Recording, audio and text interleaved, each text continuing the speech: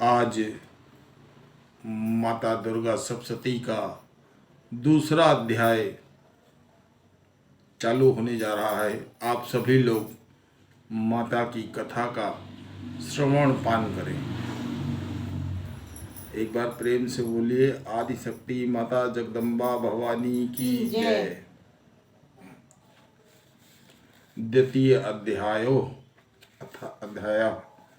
ओम मध्यम चरित के विष्णु ऋषि महालक्ष्मी देवता उष्टीर्ण छंद शाकंभरी शक्ति दुर्गा बीज वायु तत्व और यजुर्वेद स्वरूप है। श्री महालक्ष्मी की प्रसन्नता के लिए मध्यम चरित के पाठ में इसका विनियोग है। मैं कमल के आसन पर बैठी हुई प्रसन्न मुख वाली महिषासुर मर्दिनी भगवती महालक्ष्मी का भजन करता हूँ, जो अपने हाथों में अक्षमाला, फरसा, गदा, बाण, वज्र, पद, धनुष, कुंडिका, दंड, शक्ति, खड्ग, ढाल, शंख, घंटा, मधुपात्र, शूल, पास और चक्र धारण करती हैं। ऋषि कहते हैं, पूर्व काल में देवताओं और असुरों में पूरे 100 वर्षों तक घोर संग्राम हुआ था। उसमें असुरों का स्वामी महिषासुर था और देवताओं के नायक इंद्र थे। उस युद्ध में देवताओं की सेना महाबली असुरों से परास्त हो गई। संपूर्ण देवताओं को जीतकर महिषासुर इंद्र बन बैठा। तब पराजित देवता प्रजापति ब्रह्मा जी को आगे करके उस स्थान पर गए जहाँ भगवान शंकर और विष्णु विराजमान थे। देवताओं ने महिषासुर के पराक्रम तथा अपनी पराजय का यथावत वृत्तांत उन दोनों देवेश्वरों से विस्तार पूर्वक कह सुनाया। वे बोले, भगवान महिषासुर सूर्य, इंद्र, अग्नि, वायु, चंद्रमा, यम, वरुण तथा अन्य देवताओं के भी अधिकार छीनकर स्वयं ही सबका अधिष्ठाता बन बैठा है। उस दुरात्मा महिष ने समस्त देवताओं को स्वर्ग से निकाल दिया है। अब वे मनुष्यों की भांति पृथ्वी पर विचरते हैं। दैत्यों की यह सारी करतूत हमने आप लोगों से कह सुनाई। अब हम आपकी ही शरण में आए हैं। उसके वध का कोई उपाय सोचिए। इस प्रकार देवताओं के वचन सुनकर भगवान विष्णु और शिव ने दैत्यों पर बड़ा क्रोध किया। उनकी भौवें तन गई और मुख टेढ़ा हो गया। तब अत्यंत कोप में भरे हुए चक्रपाणी श्री विष्णु के मुख से एक महान तेज प्रकट हुआ। इसी प्रकार ब्रह्मा, शंकर तथा इंद्र आदि अन्याय देवताओं के शरीर से भी बड़ा भारी तेज निकला। वह सब मिलकर एक हो गया। महान तेज का वह पुंज जाज्वल्यमान पर्वत सा जान पड़ा। देवताओं ने देखा, वहाँ उसकी ज्वालाएं संपूर्ण दिशाओं में व्याप्त हो रही थी। संपूर्ण देवताओं के शरीर से प्रकट हुए उस तेज की कहीं तुलना नहीं थी। एकत्रित होने पर वह एक नारी के रूप में परिणत हो गया और अपने प्रकाश से तीनों लोकों में व्याप्त जान पड़ा। भगवान शंकर का जो तेज था, उससे उस देवी का मुख प्रकट हुआ। यमराज के तेज से उसके सिर में बाल निकल आए। श्री विष्णु भगवान के तेज से उसकी भुजाएं उत्पन्न हुई। चंद्रमा के तेज से दोनों स्तनों का और इंद्र के तेज से मध्य भाग कटि प्रदेश का प्रादुर्भाव हुआ। वरुण के तेज से जंघा और पिंडली तथा पृथ्वी के तेज से नितंब भाग प्रकट हुआ। ब्रह्मा के तेज से दोनों चरण और सूर्य के तेज से उनकी उंगलियां हुई। वासुओं के तेज से हाथों की उंगलियां और कुबेर के तेज से नासिका प्रकट हुई। उस देवी के दांत प्रजापति के तेज से और तीनों नेत्र अग्नि के तेज से प्रकट हुए थे। उसकी भौवें संध्या के और कान वायु के तेज से उत्पन्न हुए थे। इसी प्रकार अन्याय देवताओं के तेज से भी उस कल्याणमयी देवी का आविर्भाव हुआ। तदंतर समस्त देवताओं के तेज पुंज से प्रकट हुई देवी को देखकर महिषासुर के सताए हुए देवता बहुत प्रसन्न हुए। पिनाकधारी भगवान शंकर ने अपने शूल से एक शूल निकालकर उन्हें दिया। फिर भगवान विष्णु ने भी अपने चक्र से चक्र उत्पन्न करके भगवती को अर्पण किया। वरुण ने भी शंख भेंट किया। अग्नि ने उन्हें शक्ति दी और वायु ने धनुष तथा बाण से भरे हुए 2 तरकस प्रदान किए। सहस्त्र नेत्रों वाले देवराज इंद्र ने अपने वज्र से वज्र उत्पन्न करके दिया और ऐरावत हाथी से उतारकर 1 घंटा भी प्रदान किया। यमराज ने काल दंड से दंड, वरुण ने पास, प्रजापति ने स्फटिक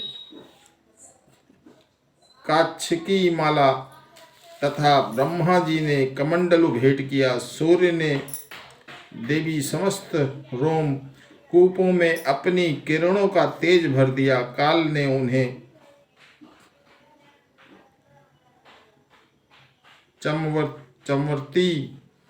चमकती हुई ढाल और तलवार दी। क्षीर समुद्र ने उज्ज्वल हार तथा कभी जीर्ण न होने वाले 2 दिव्य वस्त्र भेंट किए। साथ ही उन्होंने दिव्य चूड़ामणि, 2 कुंडल, कड़े, उज्ज्वल अर्धचंद्र, सब बाहुओं के लिए केयूर, दोनों चरणों के लिए निर्मल नुपुर, गले की सुंदर हसली और सब उंगलियों में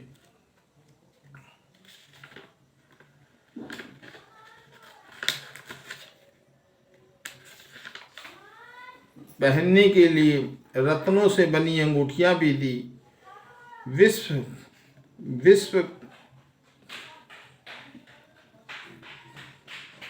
विश्वकर्मी ने अत्यंत निर्मल फरसा भेंट किया। साथ ही अनेक प्रकार के अस्त्र और अभेद कवच दिए। इनके सिवा मस्तक पर, वक्षा स्थल पर धारण करने के लिए कभी ना कुंभलाने वाले कमलों की मालाएं दी। जलधि ने उन्हें सुंदर कमल का फूल भेंट किया। हिमालय ने सवारी के लिए सिंह तथा भांति भांति के रत्न समर्पित किए। धनाध्यक्ष कुबेर ने मधु से भरा पान पात्र दिया तथा संपूर्ण नागों के राजा शेष ने, जो इस पृथ्वी को धारण करते हैं, उन्हें बहुमूल मणियों से विभूषित नागहार भेंट किया। इसी प्रकार अन्य देवताओं ने भी आभूषण और अस्त्र शस्त्र देकर देवी का सम्मान किया। तत्पश्चात उन्होंने बारंबार अट्ठास पूर्वक उच्च स्वर से गर्जना की। उनके भयंकर नाद से संपूर्ण आकाश गूंज उठा। देवी का वह अत्यंत उच्च स्वर से किया हुआ सिंहनाद कहीं समा न सका। आकाश उसके सामने लघु प्रतीत होने लगा। उससे बड़े जोर की प्रतिध्वनि हुई, जिससे संपूर्ण विश्व में हलचल मच गई और समुद्र कांप उठे।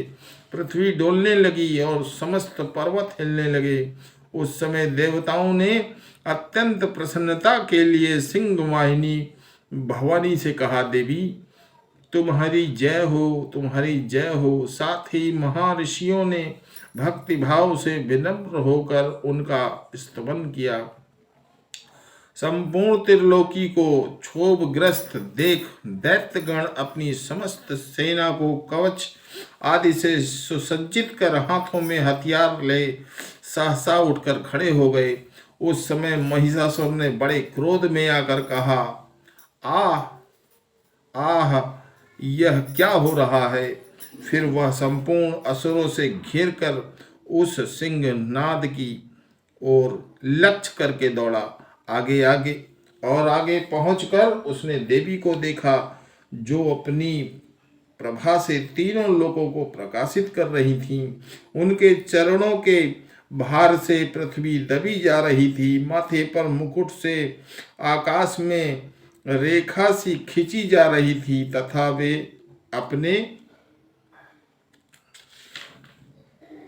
धनुष की टंकार से सातों पातालों को क्षुब्ध किए देती थी। देवी अपनी हजारों भुजाओं से संपूर्ण दिशाओं को आच्छादित करके खड़ी थीं। तदंतर उनके साथ दैत्यों का युद्ध छिड़ गया। नाना प्रकार के अस्त्र शस्त्रों की से प्रहार से संपूर्ण दिशाएं उद्रासित होने लगी। चिछुर नामक महान असुर महिषासुर का सेना नायक था। वह देवी के साथ युद्ध करने लगा। अन्य दैत्यों की चतुराणी सेना साथ लेकर चामर भी लड़ने लगा। 60,000 रथियों के साथ आकर उद्ग्रह नामक महादैत्य ने लोहा लिया। 1 करोड़ रथियों को साथ लेकर महाहनु नामक दैत्य युद्ध करने लगा, जिससे रोए तलवार के समान तीखे थे। जिसके रोए तलवार के समान तीखे थे, वह असिलोमा नामक महादैत्य 5 करोड़ रथी सैनिकों सहित युद्ध में आ डटा। 60 लाख रथियों से घिरा हुआ बाष्कल नामक दैत्य भी उस युद्ध भूमि में लड़ने लगा। परिवारित नामक राक्षस हाथी सवार और घुड़सवारों के अनेक दलों तथा 1 करोड़ रथियों की सेना लेकर युद्ध करने लगा। विडाल नामक दैत्य 5 अरब रथियों से घिर कर लोहा लेने लगा। इनके अतिरिक्त और भी हजारों महादैत्य रथ, हाथी और घोड़ों की सेना साथ लेकर वहां देवी के साथ युद्ध करने लगा। स्वयं महिषासुर उस रणभूमि में कोटि कोटि सहस्त्र रथ, हाथी और घोड़ों की सेना से घिरा हुआ खड़ा था। वे दैत्य देवी के साथ तोमर, भिंदपाल, शक्ति, मूसल, खड़क, परशु और पट्टिस आदि अस्त्र शस्त्र का प्रहार करते हुए युद्ध कर रहे थे। कुछ दैत्यों ने उन पर शक्ति का प्रहार किया, कुछ लोगों ने पास फेंके तथा कुछ दूसरे दैत्यों ने खड़क प्रहार करके देवी को मार डालने का उद्योग किया। देवी ने भी क्रोध में भरकर खेल खेल में ही अपने अस्त्र शस्त्र की वर्षा करके दैत्यों के समस्त अस्त्र शस्त्र काट डाले। उनके मुख पर परिश्रम या थकावट का रंच मात्र भी चिन्ह नहीं था। देवताओं और ऋषि उनकी स्तुति करते थे और वे भगवती परमेश्वरी दैत्यों के शरीर पर अस्त्र शस्त्र की वर्षा करती रहीं। देवी का वाहन सिंह भी क्रोध में भरकर गर्दन के बालों को हिलाते हुए असुरों की सेना में इस प्रकार विचरने लगा, मानो वनों में दावानल फैल रहा हो। रणभूमि में दैत्यों के साथ युद्ध करती हुई अंबिका देवी ने जितने निश्वास छोड़े, वे सभी तत्काल सैकड़ों हजारों गणों के रूप में प्रकट हो गए और परशु, भिंदीपाल, खड़क तथा पट्टिस आदि अस्त्रों द्वारा असुरों का सामना करने लगे। देवी की शक्ति से बढ़े हुए वे गण असुरों का नाश करते हुए नगाड़ा और शंख आदि बाजे बजाने लगे। उस समय संग्राम महोत्सव में कितने ही गण, मृदंग, बजा रहे थे। तदंतर देवी ने त्रिशूल से, गदा से, शक्ति से, वर्षा वर्षा से और खड़क आदि के सैकड़ों महादैत्यों को संहार कर डाला। बोलिए एक बार प्रेम से आदि शक्ति माता जगदम्बा भवानी की जय। कितनों को घंटे से भयंकर नाद से मूर्छित करके मार गिराया। बहुतेरे दैत्यों को पास से बांधकर धरती पर घसीटा। कितने ही दैत्य उनकी तीखी तलवार की मार से दो टुकड़े हो गए। कितने ही गदा की चोट से घायल होकर धरती पर सो गए। कितने ही मूसल की मार से अत्यंत आहत होकर रक्त बमन करने लगे। कुछ दैत्य सूल से छाती फट जाने के कारण पृथ्वी पर ढेर हो गए। उस रणाग्र में बाण समूहों की वृष्टि से कितने ही असुरों की कमर टूट गई। बाज की तरह झपटने वाले देवी पीड़क दैत्यगण अपने प्राणों से हाथ धोने लगे। किन्हीं की बाहें छिन्न भिन्न हो गईं। कितनों की गर्दनें कट गईं। कितने ही दैत्य मस्तक कट गए। कितने ही दैत्यों के मस्तक कट कट करके गिरने लगे। कुछ लोगों के शरीर मध्य भाग में ही विदीर्ण हो गए। कितने ही महादैत्य जांघें कट जाने से पृथ्वी पर गिर पड़े। कितनों को ही देवी ने एक बाह, एक पैर और एक नेत्र करके दो टुकड़ों में चीर डाला। कितने ही दैत्य मस्तक कट जाने पर भी गिरकर फिर उठ जाते और केवल धड़ ही रूप में अच्छे अच्छे हथियार हाथ में लेकर देवी के साथ युद्ध करने लगते। दूसरे कंबद्ध युद्ध के बाजों की लय पर नाचते थे। कितने ही बिना सिर के धड़ हाथों में खड़क शक्ति और रिष्ट लिए दौड़ते थे तथा दूसरे महादैत्य ठहरो ठहरो यह कहते हुए देवी को युद्ध के लिए ललकारते थे। जहाँ वह घोर संग्राम हुआ था वहाँ की धरती देवी के गिराए हुए रथ, हाथी, घोड़े और असुरों की लाशों से ऐसी पट गई थी कि वहाँ चलना फिरना असंभव हो गया था। दैत्यों की सेना में हाथी, घोड़े और असुरों के शरीर से इतनी अधिक मात्रा में रक्तपात हुआ था कि थोड़ी ही देर में वहां खून की बड़ी बड़ी नदियां बहने लगी। जगदम्बिका ने असुरों की विशाल सेना को क्षण भर में नष्ट कर दिया। ठीक उसी तरह जैसे तृण और काठ के भारी ढेर को आग कुछ ही क्षणों में भस्म कर देती है और वह सिंह भी गर्दन के बालों को हिला हिला कर जोर जोर से गर्जना करता हुआ दैत्यों के शरीर से मानो उनके प्राण चुने लेता था, वहां देवी के गणों ने भी उन महादैत्यों के साथ ऐसा ही युद्ध किया जिससे आकाश में खड़े हुए देवतागण उन पर बहुत संतुष्ट हुए और फूल बरसाने लगे। इस प्रकार श्री मार्कंडेय पुराण में समाप्त ना करें, संपूर्ण बताइए चाहिए। अगर संपूर्ण लिखा हुआ पढ़े, समाप्त ना पढ़े चाहिए। श्री मार्कंडेय पुराण में सावाणिक मनवंतर की कथा के अंतर्गत देवी महात्मा में महिषासुर की सेनावध नामक दूसरा अध्याय संपन्न हुआ। ज्यादा सही। आज देवी का दूसरा अध्याय संपन्न हुआ, तो कल के दिन देवी का तृतीय अध्याय सुनाऊंगा।